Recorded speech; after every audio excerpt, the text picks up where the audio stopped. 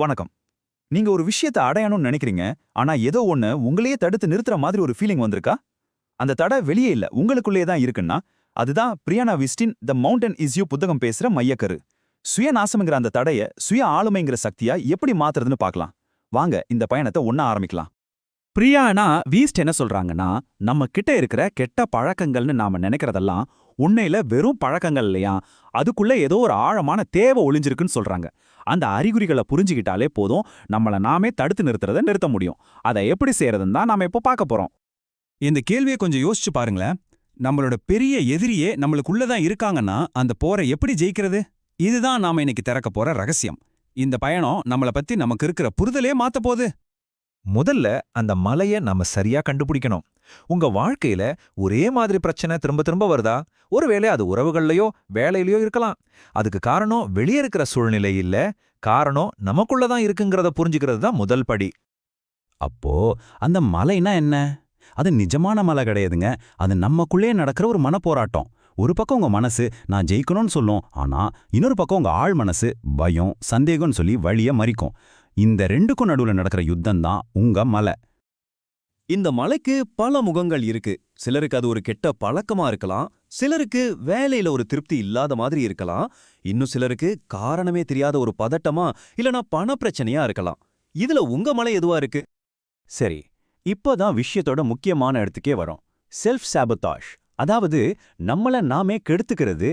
இதை நம்ம பொதுவா ஒரு பலவீனமா தானே பார்ப்போம். எனக்கு வில் பவர் பத்தலன்னு சொல்வோம். ஆனா உண்மை அது இல்ல. இந்த புத்தகம் நம்ம பார்வையை மொத்தமா மாத்தப் போகுது. ஒரு பக்கம் நம்மள நாமே கெடுத்துக்கிறது சுய வெறுப்போட செயல்னு நாம நினைக்கிறோம். ஆனா இன்னொரு பக்கம் இந்த புத்தகம் ஒரு ஆச்சரியமான விஷயத்த சொல்லுது.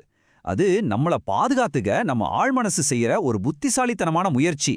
யோசிச்சு பாருங்க, உங்களை நீங்களே கெடுத்துக்கிறது ஒரு பாதுகாப்பு நடவடிக்கைனா அதோட அர்த்தம் என்ன? இது ஒரு பெரிய பாரடைம் ஷிஃப்ட் இல்லையா? இந்த மேற்கோளோட ஆழத்தை பாருங்க. நாம நம்மள காயப்படுத்திக்கல, நம்மள நம்ம காப்பாத்திக்க முயற்சி பண்றோம். ஒருவேளை நீங்க ஒரு முக்கியமான வேலையை தள்ளி போடுறீங்கன்னா அது சோம்பேறித்தனம் இல்ல, தோல்விங்கிற வழியிலிருந்து உங்களை காப்பாத்திக்க உங்க ஆழ்மனசு செய்யற ஒரு சின்ன தந்திரமா கூட இருக்கலாம். நம்ம ஆழ்மனசு நம்மள காப்பாத்த நினைக்குது, சரி. ஆனா அது எந்த மொழியில பேசும்? அது நம்ம உணர்ச்சிகள் மூலமா தான் பேசும். கோவம், சோகம், பொறாமை, இதெல்லாம் நம்ம நெகட்டிவ் எமோஷன்ஸ் நினைக்கிறோம். ஆனா அது அப்படி இல்ல. அதுங்க தான் நமக்கான வழிகாட்டிகள். அந்த வழிகாட்டிகளை பின்தொடர்றது எப்படின்னு பார்க்கலாம். இது ரொம்ப முக்கியமான ஒரு பார்வை மாற்றம். உங்க உடம்புல எங்கேயாவது வலிச்சா அந்த இடத்துக்கு கவனம் தேவைன்னு அர்த்தம் இல்லையா? அதே மாதிரி தான் உணர்ச்சி வலிகளும். கோவமோ பொறாமையோ அது உங்க மனசுல இருக்கிற ஒரு காயம் ஆறணும்னு சொல்ற அலாரம். அந்த அலாரத்தை ஆஃப் பண்றதுக்கு பதிலா அது எங்கிருந்து வருதுன்னு கவனிச்சாலே போதும். நம்ம உணர்ச்சிகள் நமக்கு அனுப்புற ரகசிய மெசேஜஸ் இதுதான். உதாரணத்துக்கு, நீங்க மத்தவங்கள பார்த்து பொறாமப்பட்டா உங்களை நீங்களே திட்டிக்காதீங்க. அந்த பொறாமை என்ன சொல்லுதுன்னா, உனக்குள்ளேயும் இதே மாதிரி ஒரு ஆசை இருக்கு, அதை நீ இன்னும் கவனிக்கலன்னு சொல்லுது. உங்க கோவம் யாரோ உங்க எல்லையை தாண்டிட்டாங்கன்னு அடிக்கிற எச்சரிக்கை மணி. இப்படி ஒவ்வொரு உணர்ச்சியும் ஒரு செய்தியா பார்த்தா குணமடைறதுக்கான பாதை ரொம்ப தெளிவா தெரியும். பிரச்சனையின் மூல காரணத்தை புரிஞ்சுக்கிட்டோம். வழிகாட்டுற மேப்பும் இப்ப நம்ம கையில இருக்கு. இனிமேதான் உண்மையான பயணம், அந்த மலையேற்றம். இது வெறும் யோசிக்கிறது மட்டும் இல்ல, செயல். நம்ம பழைய கதைகள் எல்லாம் விட்டுட்டு நமக்கான ஒரு புது எதிர்காலத்தை எப்படி உருவாக்குறதுன்னு பார்க்கலாம். மாற்றம்ங்கிறது பாம்பு சட்டையை உரிக்கிற மாதிரி தான்.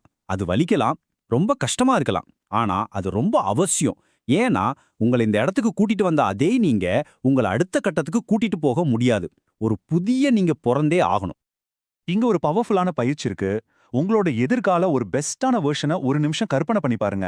அவங்க ரொம்ப நம்பிக்கையோட அமைதியா இருக்காங்க. அவங்க கிட்ட கேளுங்க, இந்த நிலையை அடைய நீங்க என்ன செஞ்சீங்க? இப்படி செய்யறது மூலமா உங்க ஆழ் மனசுக்கு ஒரு தெளிவான டார்கெட்டை கொடுக்குறீங்க. அதுக்கப்புறம் பாதை தானா உருவாக ஆரம்பிக்கும். பெரிய மாற்றங்கள்லாம் ஒரே நாள்ல நடக்காது. அது தினமும் நாம செய்யற சின்ன சின்ன விஷயங்கள்ல தான் இருக்கு. ஒரு பெரிய சுவர் கட்டுற மாதிரி தான். ஒவ்வொரு செங்கலா வைக்கும்போது அது பெருசா தெரியாது, ஆனா நாளாக நாளாக அது ஒரு பிரம்மாண்டமான அசைக்க முடியாத கோட்டையா மாறும். இந்த சின்ன சின்ன மாற்றங்கள் தான் உண்மையான மாற்றங்கள். கஷ்டமான பாதையெல்லாம் தாண்டி இப்போ நாம சிகரத்தை நெருங்கிட்டோம். ஆனா இந்த மலையோட உச்சியில இருக்கிறது தற்காலிகமான சந்தோஷம் இல்ல, அதை விட ஆழமான நிலையான ஒண்ணு. அதுதான் உள்ளமைதி. சந்தோஷத்துக்கும் உள் அமைதிக்கும் ஒரு பெரிய வித்தியாசம் இருக்கு. சந்தோஷங்கிறது ஒரு ரோலர் கோஸ்டர் பயணம் மாதிரி ஏத்த இறக்கமா இருக்கும். ஆனா உள் அமைதிங்கிறது புயலுக்கு நடுவுல அமைதியா இருக்கிற ஆழ்கடல் மாதிரி.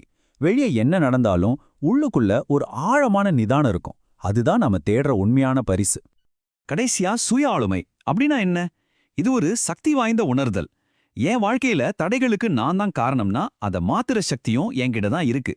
இது ஒரு பாதிக்கப்பட்டவர் மனநிலையிலிருந்து உங்க வாழ்க்கையோட ஹீரோவா நீங்க மாறுற தருணம். கடைசியா இந்த ஆழமான மேற்கோளை பாருங்க. இன்னைக்கு உங்களுக்கு பெரிய சவாலா தெரியற மலைகள் ஒரு நாள் உங்களுக்கு கிடைச்ச மிகப்பெரிய பரிசுகளா தெரியும். ஏன்னா அந்த போராட்டம் தான் உங்களை நீங்க ஆக வேண்டிய நபரா மாத்திருக்கு. அப்போ உண்மையான வெற்றிங்கிறது மலையோட உச்சியை அடையறதில்ல, அந்த பயணத்துல உங்களை நீங்களே ஜெயிக்கிறது தான். இப்போ கேள்வி இதுதான், நீங்க ஏற தயாரா இருக்கிற அந்த முதல் மலை என்ன? உங்க பயணம் இன்னைக்கு தொடங்குது. Subscribe, like and share.